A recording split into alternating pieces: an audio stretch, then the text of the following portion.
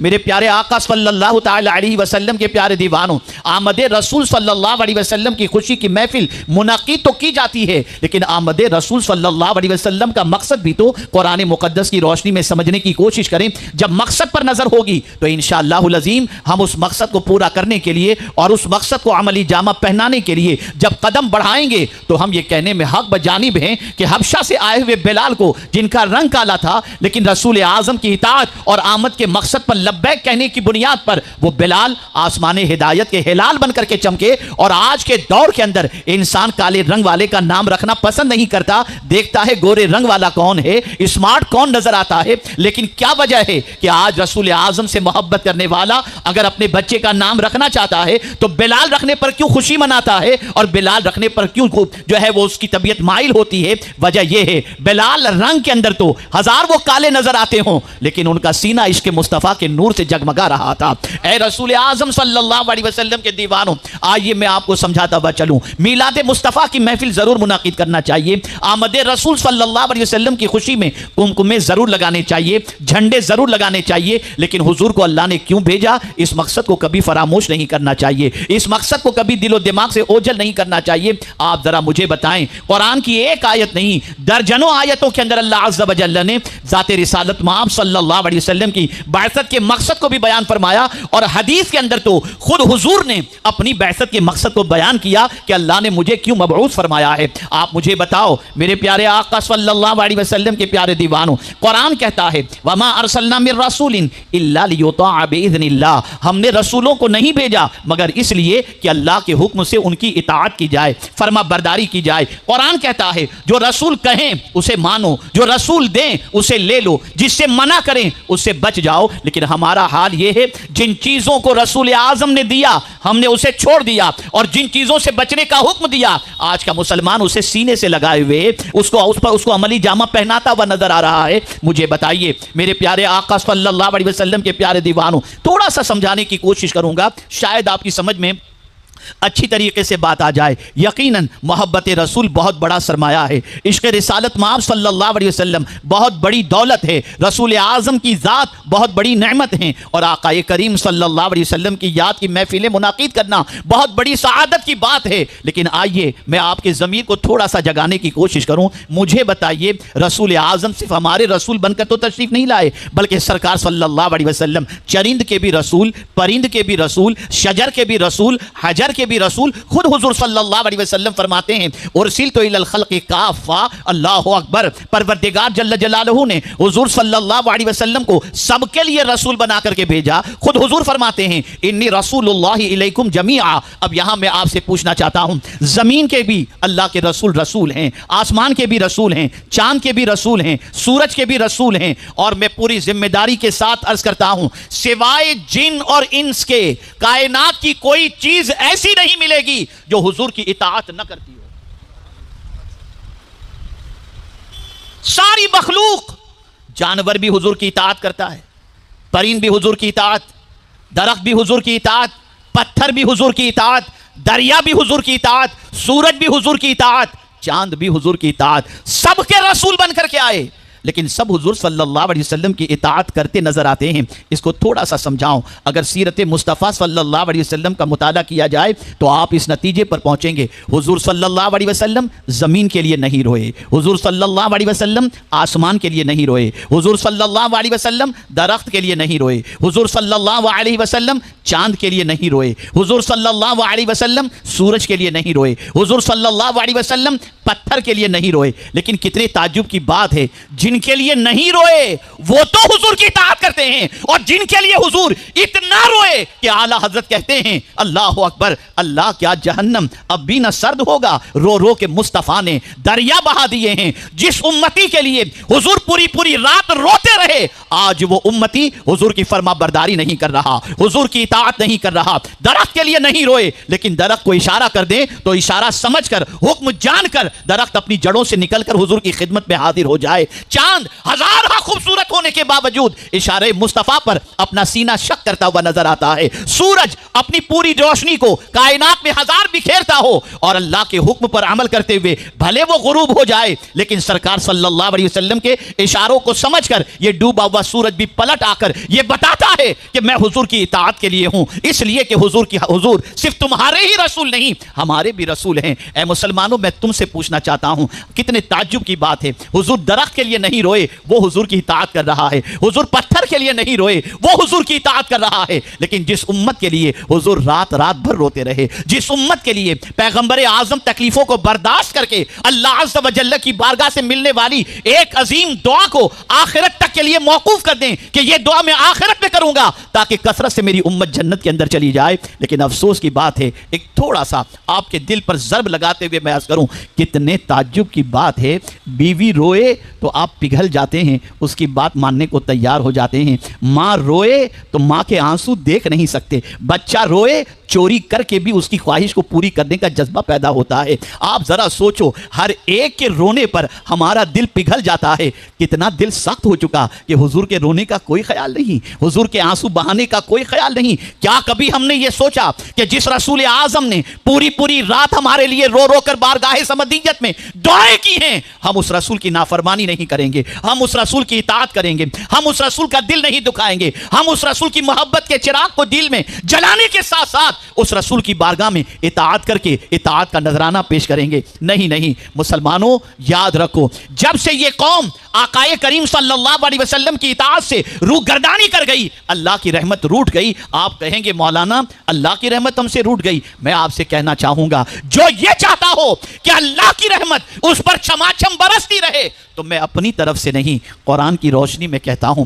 میرے رب نے واضح طور پر فرما دیا، اطیعوا اللہ و اطیعوا الرسول لعلکم ترحمون. اللہ کی اطاعت کرو، اللہ کی بات مانو، اللہ کے رسول کی بات مانو تاکہ تم پر رحم کیا جائے. آپ ذرا سوچو تو صحیح، جس نے رسول اعظم کی اطاعت کی اللہ نے اس پر رحم و کرم کی بارشیں نازل فرمائی. لیکن آج ہمارا حال یہ ہے کہ ہم مصطفیٰ جان رحمت صلی اللہ تعالی علیہ وسلم کی غلامی کا دم بھرتے ہیں، لیکن پیغمبر رحمت صلی اللہ علیہ وسلم کی اطاعت کا جذبہ سرد پڑ چکا ہے. اتنا سرد پڑ چکا کہ میں آپ کو کیا بتاؤں. اب تو حضور کی آنکھوں کی ٹھنڈک بھی معاذ اللہ بوجھ بنتی جا رہی ہے. نماز حضور کی آنکھوں کی ٹھنڈک ہے لیکن بہت ساروں کے لیے بوجھ بن چکی ہے. نماز پڑھنا اچھا نہیں لگتا، حالت اتنی خراب ہو چکی ہے کہ اب نماز میں دل نہیں لگتا. خیر، موضوع بڑا طویل ہے، میں ایک پہلو پر اور آیت کے ایک ٹکڑے پر مختصر میں نے گفتگو کی. اب آئیے حضور کو بھیجنے کا دوسرا مقصد کیا ہے. تو قرآن کہتا ہے هو الذی ارسل رسولہ بالہدا ودین الحق لیظہرہ علی الدین کلہ. وہی اللہ ہے جس نے اپنی عظمت والے رسول کو ہدایت اور دین حق کے ساتھ بھیجا تاکہ سارے ادیان پر دین کو غالب کر دیں. آپ ذرا سوچو تو صحیح، مصطفیٰ جان رحمت صلی اللہ علیہ وسلم ہمارے لیے اسلام، ہمارے لیے اللہ کی اطاعت، ہمارے لیے امن کا پیغام، ہمارے وجود کو ایک امن کا وجود بنانے کے لیے حضور تشریف لائے. اور اللہ عز و جل نے بھٹکتے ہوئے انسانوں کو، بگڑتے ہوئے انسانوں کو سیدھے راستے پر لے جانے کے لیے اللہ نے دین حق کے ساتھ اور رسول اعظم کو ہدایت کے ساتھ اس فرش گیتی پر بھیجا. آپ جانتے ہیں مصطفیٰ جان رحمت صلی اللہ علیہ وسلم کی پیروی سے ہدایت ملتی ہے. قرآن کہتا ہے اتبعوہ لعلکم تہتدون، ان کی پیروی کرو. اللہ، اے میرے پیارے آقا صلی اللہ علیہ وسلم کے پیارے دیوانوں، آپ مجھے بتاؤ، پیغمبر اعظم صلی اللہ علیہ وسلم کے راستے پر چلنے پر، ان کی پیروی کرنے پر، ان کے اتباع کرنے پر اللہ تعالیٰ ہدایت عطا فرماتا ہے. لیکن میں بڑی معذرت کے ساتھ عرض کروں گا، دنیا کے مختلف ملکوں کے دورے کے بعد اور اسی کے ساتھ ساتھ یہاں پر بھی ہندوستان کے مختلف شہروں کے بعد پڑھے لکھوں سے لے کر ان پڑھوں تک اور تاجروں سے لے کر کے دنیا کے دوسرے مسلمانوں تک، میں جب آبزرویشن کرتا ہوں، میں جب جائزہ لیتا ہوں اور سوچتا ہوں تو میری عقل دنگ رہ جاتی ہے. اللہ اکبر، مسلمانوں کا حال آہستہ آہستہ ایسا بنتا جا رہا ہے کہ آج کا مسلمان معاذ اللہ ثم معاذ اللہ یہ سوچ بنا چکا ہے کہ ہماری ترقی میں سب سے زیادہ معاذ اللہ اگر کوئی چیز رکاوٹ ہے تو وہ اسلام ہے. ہم اگر بیکورڈ ہیں معاذ اللہ اس لیے کہ ہم مسلمان ہیں، ہم جہالت کی وادیوں میں بھٹک رہے ہیں اس لیے کہ ہم مسلمان ہیں. یہ سوچ بنتی جا رہی ہے اور یہ جملہ بارہا معاشرے میں کہا جاتا ہے کہ مسلمان کو مسلمان ہونے کی سزا دی جاتی ہے. میں آپ کو ایک بات واضح طور پر کہہ دوں، اسلام پریشانیاں بڑھانے کے لیے نہیں، پریشانیاں مٹانے کے لیے آیا ہے۔ اور مغربی دنیا کا جائزہ لیجئے، آج کا مسلمان یہ کہہ رہا ہے اسلام ہماری پریشانی کا سبب ہے، اور مغربی دنیا یہ کہہ رہی ہے اسلام ہماری پریشانی کا علاج ہے۔ سوچ بدل چکی ہے۔ یہ ہم کیوں کہہ رہے ہیں؟ اس لیے کہ ہم پکے مسلمان نہیں بنے، ہم سچے مسلمان نہیں بنے۔ خواجہ صاحب بھی تو مسلمان تھے، غوث پاک بھی تو مسلمان تھے، بندہ نواز بھی تو مسلمان تھے، مخدوم سمنا بھی تو مسلمان تھے۔ جاؤ ان کے دربار میں جا کر کے دیکھو، ہر مذہب والا کاسے گدائی لے کر بھیک مانگتا ہوا نظر آتا ہے۔ وجہ کیا ہے؟ وجہ سب سے بڑی یہ ہے وہ قولی مسلمان نہیں تھے، وہ حقیقی مسلمان تھے۔ ہم عمل نہ کر کے سارا جرم اسلام کے اوپر، ساری بات، سارا الزام اسلام پر نہیں۔ آپ ذرا سوچو، اے رسول اعظم صلی اللہ تعالی علیہ وسلم کے دیوانوں، اگر دنیا کے اندر اپنے وجود کو ایک باوقار وجود بنانا ہے تو مصطفیٰ جان رحمت صلی اللہ علیہ وسلم کی محبت کے ساتھ ساتھ ان کی اطاعت اپنے لیے لازم کر لو۔ اطاعت رسول صلی اللہ علیہ وسلم کی بنیاد پر، اتباع رسول صلی اللہ علیہ وسلم کی بنیاد پر صرف اللہ تعالیٰ دنیا میں عزت نہیں دے گا، قیامت میں بھی اللہ عز و جل عزت عطا فرمائے گا۔ اب آئیے دو حدیثیں پیش کر کے میں اپنی گفتگو کو اختتام کی طرف لے چلوں۔ خود آقا کریم صلی اللہ علیہ وسلم اپنی بعثت کے مقصد کو بیان کرتے ہیں، انما بعثت لاتمم مکارم الاخلاق، میں کیریکٹر کو کمپلیٹ کرنے کے لیے اس دنیا میں مبعوث کیا گیا، اخلاق۔ اور میں پوری ذمہ داری کے ساتھ کہتا ہوں، اسلام تلواروں سے نہیں، اخلاق سے پھیلا ہے۔ اخلاق، اگر اخلاق کے دائرے کو آپ دیکھیں، اخلاق کے بہت سارے اجزاء کو اگر آپ دیکھیں تو آپ کو پتا چلے گا۔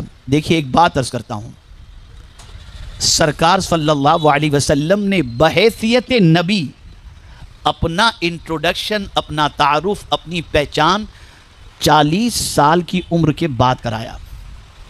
حالانکہ حضور صلی اللہ علیہ وسلم اس وقت بھی نبی تھے جب حضرت آدم علیہ السلام آب و گل کی منزلیں طے کر رہے تھے، لیکن 40 سال تک حضور صلی اللہ علیہ وسلم نے اپنا انٹروڈکشن، اپنا تعارف نبی کی حیثیت سے نہیں کروایا، تو پھر یہ 40 سال تک حضور کی آئیڈینٹی کیا تھی؟ حضور کو دنیا کس چیز سے پہچانتی تھی؟ ہو سکتا ہے آپ میں سے کسی کو کوئی دولت کی وجہ سے پہچانتا ہو، سیاسی اثر اور رسوخ کی بنیاد پر پہچانتا ہو، آپ کی کار کی بنیاد پر پہچانتا ہو، لیکن آئیے میں حضور کی پہچان آپ کے سامنے کراؤں۔ جانتے ہیں 40 سال تک پیغمبر اعظم صلی اللہ علیہ وسلم نے اپنا تعارف اور پہچان دنیا کے سامنے کیا بنائی؟ تو یہ پہچان تھی حضور کی کہ اس زمانے میں دنیا کہتی تھی صادق الوعد الامین، سچ بولنے والے، وعدے کی وفا کرنے والے اور امانت میں خیانت نہ کرنے والے۔ اگر روئے زمین پر اگر سب سے سچا کسی کو دیکھنا ہے تو آمنہ کے لال کو دیکھ لو، اگر سب سے سچا اور ساتھی وعدے کا وفا کرنے والا کسی کو دیکھنا ہے تو محمد عربی کو دیکھو، اور امانت میں خیانت نہ کرنے والا کسی کو دیکھنا ہو تو محمد صلی اللہ علیہ وسلم۔ کتنی عظیم پہچان تھی۔ ہم سجدے کے ذریعے پہچان کرا لیں، داڑھی کے ذریعے پہچان کرا لیں، روزے کے ذریعے پہچان کرا لیں، اس پہچان کا فائدہ ممکن ہے کہ صرف اپنوں تک ہو، لیکن سچائی ایسی دولت ہے کہ اگر یہ آپ کی پہچان بن گئی تو اس کا فائدہ دشمنوں کو بھی نصیب ہوتا ہے۔ اور سچائی اتنا بڑا اخلاق ہے کہ جس کسی کو اللہ عز و جل سچ بولنے اور سچ پر قائم رہنے کی دولت عطا فرما دے، یہ وصف عطا فرما دے، یاد رکھیں یہ اتنا نفع بخش ہے کہ جب قیامت کے دن مال اور اولاد نفع نہیں پہنچائیں گے اس وقت یہ سچائی نفع پہنچائے گی۔ خود قرآن کہتا ہے یوم لا ینفع مال ولا بنون الا من اتى اللہ بقلب سلیم، قیامت میں مال نفع نہیں پہنچائے گا، بیٹے اولاد نفع نہیں پہنچائیں گے۔ اے اللہ، قیامت میں کیا چیز نفع پہنچائے گی؟ تو قرآن کہتا ہے یوم ینفع الصادقین صدقهم، قیامت کے دن سچ بولنے والے کو ان کا سچ نفع پہنچائے گا۔ آپ مجھے بتائیے، آپ اسی مارکیٹ میں رہتے ہیں، اسی علاقے میں رہتے ہیں، تجارت کرتے ہیں، ذرا اپنی پہچان دیکھ لیجئے گا کہ کس چیز کی ہے۔ اور پیغمبر اعظم صلی اللہ علیہ وسلم نے آخر سچائی کو اپنی پہچان کیوں بنائی؟ تاکہ دنیا جان سکے کہ جو بندہ دنیا کے معاملے میں جھوٹ نہ بولتا ہو وہ خدا کے معاملے میں کیا جھوٹ بولے گا۔ لیکن آج آپ دیکھیں یہ سچائی کا زیور ہمارے ہاتھوں سے نکل گیا، وعدے کی وفا کا زیور ہمارے ہاتھوں سے نکل گیا، امانت ہماری زندگی میں نہیں رہ گئی۔ نتیجہ یہ ہوا کہ بہت سارے متشرع اور نماز کے پابند ہونے کے باوجود بھی ان پر دنیا کا اعتبار نہیں رہ گیا، اس لیے کہ وہ آئیڈیولوجی جو پیغمبر اعظم صلی اللہ علیہ وسلم نے پیش فرمائی اس آئیڈیولوجی کی طرف ہماری توجہ نہیں ہے، نظر نہیں ہے۔ عرض کرنے کا منشا یہ اخلاق بہت بڑی دولت ہے، حضور اخلاق کو کمپلیٹ کرنے کے لیے تشریف لائے۔ اگر آج کے جلسے کے اندر ایک اتنی بڑی تعداد میں موجود حضرات جو ہیں اگر سب کے سب اس چیز کی طرف توجہ دیں کہ بارگاہ رسول صلی اللہ علیہ وسلم میں آج کے عید میلاد النبی صلی اللہ علیہ وسلم کے جلسے میں اس اعتبار سے خراج عقیدت پیش کریں کہ یا رسول اللہ صلی اللہ علیہ وسلم آپ آئے ہی اس لیے تھے کہ آپ اخلاق کو کمپلیٹ کریں۔ حضور ہم وعدہ کرتے ہیں کہ آج سے اپنے اخلاق کو ہم ایسا سنواریں گے، ہم ایسی زندگی گزارنے کی کوشش کریں گے کہ آپ اس زندگی کو دیکھ کر کے راضی ہو جائیں۔ میں پورے یقین کے ساتھ کہتا ہوں کہ اس سے بڑا خراج عقیدت بارگاہ رسول صلی اللہ علیہ وسلم میں کوئی دوسرا نہیں ہوگا۔ بدل ڈالو اپنی زندگی کو، عادتیں چینج کر لو، اپنی اخلاق کے پیکر بن جاؤ، حسن اخلاق کے دامن کو تھام لو۔ رسول اعظم صلی اللہ علیہ وسلم نے اپنے اخلاق کے ذریعے لوگوں کی زندگیوں میں انقلاب پیدا کیا۔ ایک اخلاق آپ کے سامنے پیش کروں۔ ایک صحابی رسول عرض کرتے ہیں میں حضور صلی اللہ علیہ وسلم کی دعوت پر اسلام میں نے قبول کیا، لیکن اسلام میرے سینے میں جیسا اترنا چاہیے ویسا نہیں اترا تھا، اور اتفاق سے چند دنوں کے بعد سرکار صلی اللہ علیہ وسلم کہیں تشریف لے جانے والے تھے، میں بھی اس قافلے کے اندر شامل ہوا۔ ایک مقام پر پڑاؤ ڈالا گیا اور رسول اعظم صلی اللہ تعالی علیہ وسلم کے صحابہ خیمہ نصب کرنے کے بعد پیغمبر اعظم صلی اللہ علیہ وسلم کے صحابہ مختلف کاموں میں لگ گئے۔ آقا کریم صلی اللہ علیہ وسلم نے سب کو جب کاموں میں دیکھا کہ سب اپنے اپنے کام میں مصروف ہیں تو سرکار صلی اللہ علیہ وسلم وہاں سے تھوڑا سا اٹھ کر کے تشریف لے گئے۔ سب کاموں میں مصروف تھے۔ کافی دیر کے بعد احساس پیدا ہوا کہ حضور کہاں ہیں؟ صحابہ حضور کی تلاش میں نکلے تو دیکھا دور سے وہ صحابی جو خود یہ فرماتے ہیں کہ میرے سینے میں اسلام جس طرح سے گھر کرنا چاہیے نہیں گھر کر چکا تھا، کلمہ تو پڑھ لیا تھا لیکن سینے میں کما حقہ جتنا اسلام پختہ ہونا چاہیے وہ نہیں ہوا تھا۔ میں حضور کی تلاش میں سب کے ساتھ میں بھی نکلا، کیا دیکھتا ہوں میرے آقا صلی اللہ علیہ وسلم اپنے کاندھے مبارک پر لکڑی کی گٹھڑی اٹھا کر کے تشریف لا رہے ہیں۔ صحابہ لب کے حضور کی طرف عرض کرنے لگے یا رسول اللہ صلی اللہ تعالی علیہ وسلم آپ اور یہ لکڑی کی گٹھڑی اٹھا کر سرکار ہم غلام تھے لے آتے، آپ کو یہ زحمت نہیں کرنی تھی۔ اب سنی اخلاق، حضور فرماتے ہیں میں نے یہ سوچا جب تم سب بھی کام میں لگے ہو تو میں بھی کوئی کام اپنے حصے کا کر لوں۔ وہ صحابی کہتے ہیں حضور کے اس اخلاق کو دیکھنے کے بعد ایمان میرے سینے میں اتنا رچ بس گیا کہ اب دنیا کی کوئی طاقت میرے سینے سے ایمان کو نہیں نکال سکتی۔ یہ اخلاق ہے، یہ کیریکٹر ہے۔ لیکن آج آپ دیکھیے ہماری گلیوں میں، ہمارے محلوں کے اندر گالی سے گفتگو شروع ہوتی ہے، گالی پر ختم ہوتی ہے۔ ہمارا حال یہ ہے کہ ہر اخلاق سے گری ہوئی حرکت آج ہمارے بہت سارے نوجوان کرتے ہوئے نظر آتے ہیں۔ میں یہ نہیں کہتا سب ویسے ہیں، کچھ ایسے ہیں، لیکن ہیں تو سب سرکار صلی اللہ علیہ وسلم کے امتی۔ سب کو چاہیے کہ رسول اعظم صلی اللہ علیہ وسلم کی آمد کے مقصد کو پیش نظر رکھتے ہوئے کہ حضور آئے ہی اس لیے کہ ہمارے اخلاق کو کمپلیٹ کر دیں، ہمارے اخلاق بہتر بنا دیں۔ اسی لیے آپ دیکھیں اس زمانے میں بھی مسلمانوں کے حوالے سے ایک جملہ استعمال کیا جاتا تھا کہ مسلمان ٹیررسٹ ہیں، کہا جاتا تھا۔